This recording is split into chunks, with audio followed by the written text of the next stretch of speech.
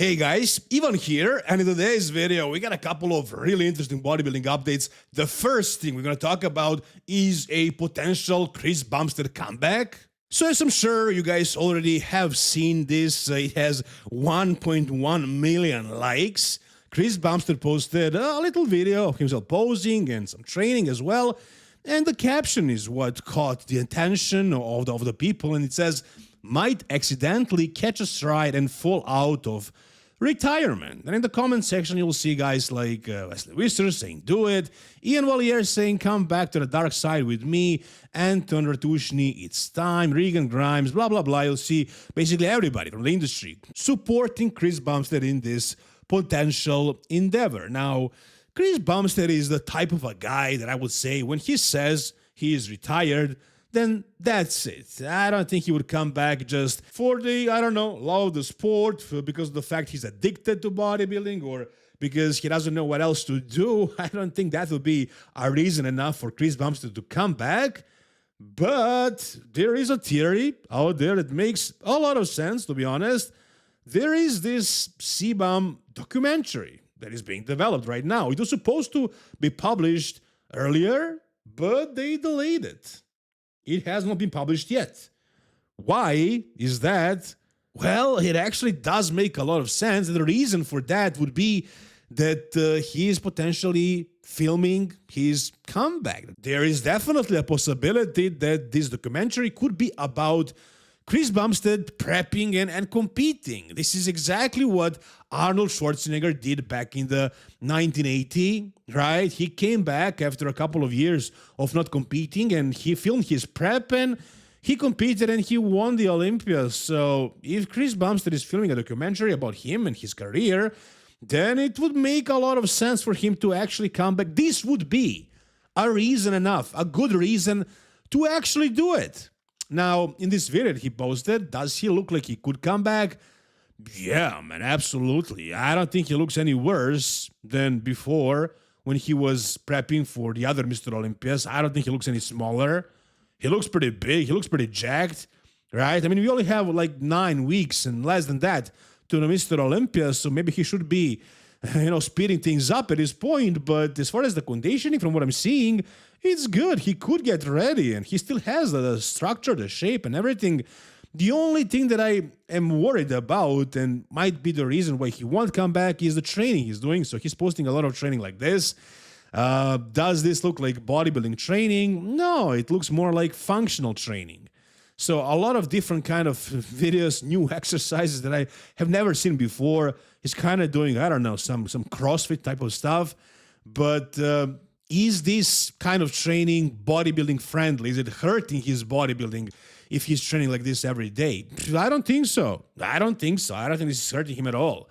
I mean, some of these exercises, he's actually training the muscles that he should be training.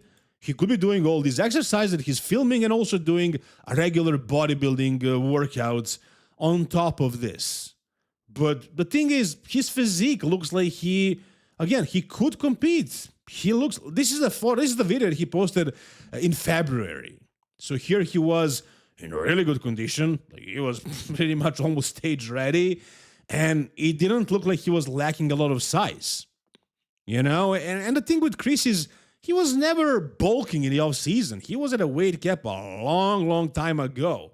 So he would just be dieting for the show, getting ready to lower the body fat percent. And in those final stages, he would up the gear, I'm assuming, and get bigger, harder, fuller at the same time as he was getting ready for the show. So in 9 weeks, he could take a bunch of, I don't want to name the compounds, but you can guess which would they be. So he could stack up a couple of things, start pushing the diet and the cardio, hire, Heinrich Rambo, bring him back from retirement as well and prep for the Mr. Olympia. If he did that, could he win? I mean, probably. And if the things are the same, the way they were back in the 1980, they would probably give him the victory because it would make a really awesome documentary and it would definitely help the bodybuilding. So I don't know. It does make a lot of sense. If this is actually happening, if he's actually prepping secretly, I'm pretty sure the Olympia knows about it and the IBB. and maybe some other people in his inner circle. Maybe he's just keeping it completely hush-hush, not telling anybody other than maybe his family, because the filming crew is probably there with him. I mean, if this was true, maybe we would hear something about it. I don't think this could be kept a secret just like that, but it does make some sense. It does make some sense, and here he is basically saying that he might come out of retirement. Yeah, he's teasing. He's doing this very often. Everybody's doing this when they get out of retirement. I mean, it sucks. I don't like it. I don't like what Kai Green was doing. That was a little bit too much, but at some point, that's all you can do to be relevant in the bodybuilding world. I mean, Chris Bumstead will always be popular as an influencer, but in a bodybuilding realm, competitive bodybuilding, the only way he's going to be considered an active bodybuilder is by posting these captions so people will talk about him and posting his physique updates. If he's completely off the map with the physique and mentions of the potential comeback, we would probably just discard him, forget about him in the bodybuilding world at some point. He had an insanely large influence and he's extremely popular, but this is something they all gotta do and he's doing it. So maybe he's just doing this to get some relevance. Maybe he's not planning on competing again. Who knows? But the theory does make sense. You gotta agree. Whatever you guys think about it, tell me down below in the comments. All right, the next thing we got is also some classic physique. I don't want to call it drama, but it's interesting what we got right here. So, who is the best bodybuilder Instagram page posted this comparison? Actually, this couple of photos of this guest posing at the Labrada Classic. And here we had Anton Ratushnyi with Rav Diesel, and the caption here says, Anton Ratushnyi destroys Rav Diesel in his latest guest posing. Now, yeah, this headline is not super respectful, and you'll see that Anton is complaining about it. He says, don't phrase it this way. I know it's done for engagement, but very disrespectful towards Terence. And yeah, maybe it is. It is. I agree. It's definitely disrespectful towards Terence, but this is what his page is like, and what they say here is true. If you're going to use those words, that language, if you're going to use those words, then you can't disagree with this.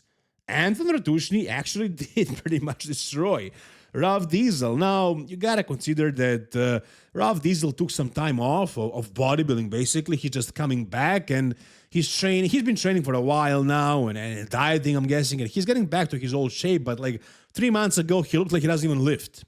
I don't know why that was. What was the issue? Maybe a surgery or something. I don't know. If you guys remember, remind me down below. But also, you got to consider that Anton, no, he did not compete recently. I mean, he did kinda maybe 2 months ago, something like that. And he just kept this condition this whole time. So let's take a look at this. Look at his back double bicep right here. I mean, Anton is just massive. He's really freaking big and super shredded. Look at his glutes. They have zero fat on them. The glutes, the hamstrings, the lower back as well. Look at the abs and thighs. He's huge, man. What I don't love about his physique is the shape of his quads, but he doesn't have small legs by any means. Side chest, I mean, this is just not a good version of Terence. He doesn't even have his hair anymore, so he kind of looks like a shadow of Terence Ruffin. And, in 9 weeks, he could come back and look pretty good, but I don't know, not a great starting point, let's put it that way, and Anton looks like a freak. And we also have a really high quality footage of Anton posing here, and man, does this look freaky. I just can't even believe that this guy is still a classic physique competitor. He has to go to the Open ASAP. I mean, yeah, do the Mr. Olympia this year, but for the future, if he's growing this easy, he's 20 years old, man. Literally, 21, I think. So with this much size and this condition, he's above his weight cap, I believe, by around 20 pounds. So yeah, he'll drop the weight, he'll lose the muscle, he'll burn the muscle to get into the category. But if he competed like this in an open show, he would probably be the most conditioned guy in most of the shows, really. Nobody gets glutes that lean and everything else.